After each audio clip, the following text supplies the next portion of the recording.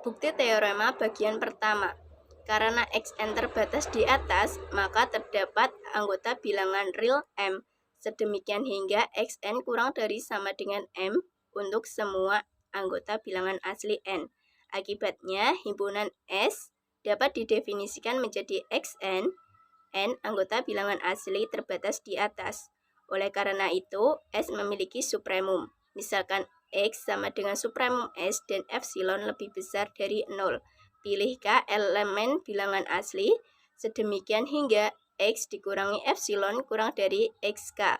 Akibatnya, untuk setiap N lebih besar sama dengan K, Xn lebih besar sama dengan XK, lebih besar dari X dikurangi epsilon dan Xn kurang dari sama dengan X kurang dari X ditambah epsilon.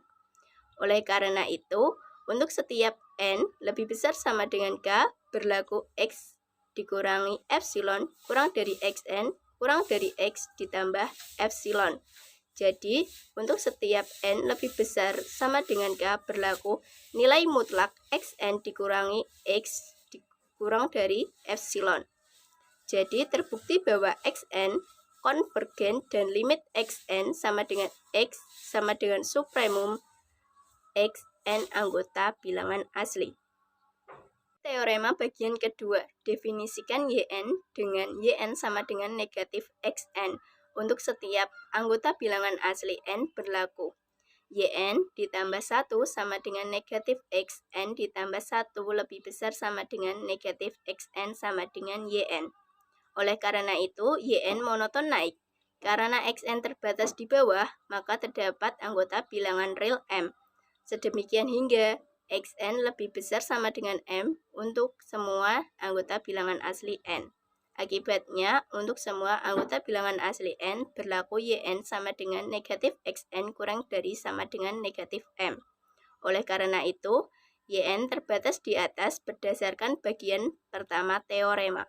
Yn konvergen dan berlaku limit Yn sama dengan supremum Yn N anggota bilangan asli sama dengan supremum negatif Xn N anggota bilangan asli sama dengan negatif infimum Xn N anggota bilangan asli.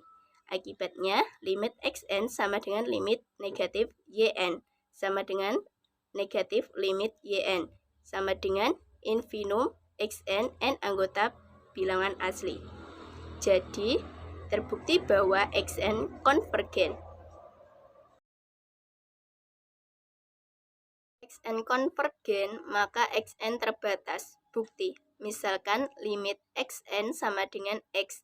Pilih N 0 elemen anggota bilangan asli sedemikian hingga untuk setiap N lebih besar sama dengan N 0. Berlaku nilai mutlak Xn dikurangi X kurang dari 1. Akibatnya, setiap N lebih besar sama dengan N0 berlaku nilai mutlak Xn sama dengan nilai mutlak Xn dikurangi X ditambah X kurang dari sama dengan nilai mutlak Xn dikurangi X ditambah nilai mutlak X kurang dari 1 ditambah nilai mutlak X.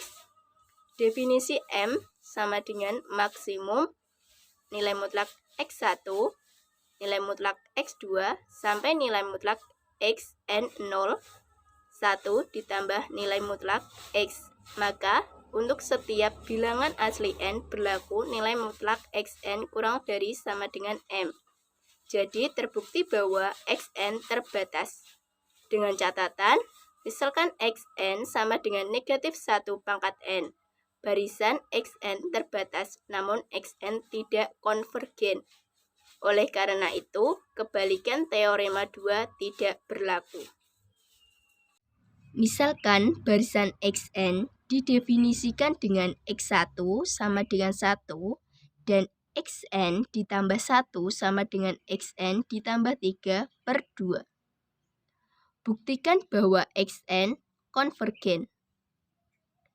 Pertama, Xn akan dibuktikan terbatas di atas menggunakan rumus induksi matematika.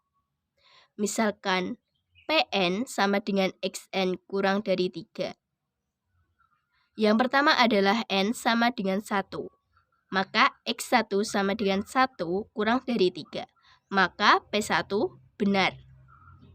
Yang kedua, N sama dengan K, maka asumsikan saja bahwa PK benar. Yang ketiga, N sama dengan K ditambah 1, maka XK ditambah 1 sama dengan XK ditambah 3 per 2 kurang dari 3 ditambah 3 per 2 sama dengan 3. Maka PK ditambah 1 benar. Jadi PN benar. Jadi terbukti bahwa XN terbatas di atas oleh 3. Karena XN kurang dari 3, maka XN ditambah 1 sama dengan XN ditambah 3 per 2 lebih besar dari XN ditambah XN per 2 sama dengan XN. Sehingga terbukti bahwa XN monoton naik. Karena XN terbatas di atas dan monoton naik, maka XN konvergen.